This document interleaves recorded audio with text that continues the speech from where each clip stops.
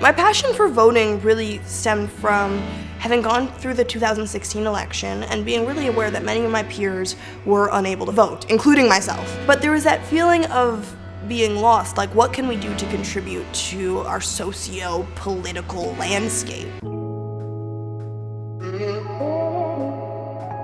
18 by 18 is two-pronged in that the first prong of it is voter education and really making sure that we're aware of how our government works, how this voting system works, what midterms are, all of that basic information. And then the second prong is voter registration and voter turnout, because I think oftentimes we get the information about gerrymandering, in which it is disheartening to think like, well, does my vote count? Or why does it matter that I as an individual vote if all these other people are voting?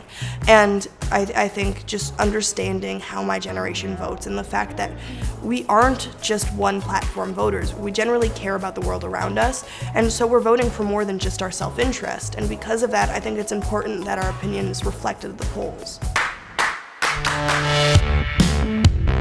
The thing that people have yet to fully understand about my generation is just how multifaceted we are. Oftentimes we like to oversimplify what my generation believes in or does. I feel like there's so much more to the picture, and from what I've seen from my peers is that we're socially engaged and curious about the world. We use technology to not only laugh and make up crazy memes, but to also connect with one another. People are confused by all the labels that we use, but I feel like it's a reclamation of our identity that I really appreciate, because we are, I guess, taking back the terms that people used to define us and defining ourselves.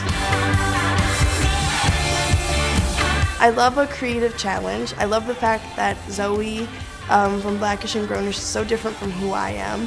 The one through line is that it's a collaborative process. So I've been really fortunate that Kenya Barris from Blackish and Grownish, or Rai Russo-Young, they've all been really down to just be in the room together and figure out the character together and figure out these scripts together and hear my feedback. It's made every experience pretty enjoyable because I feel as though I do have a voice as to what my character believes in or does, and they respect my input.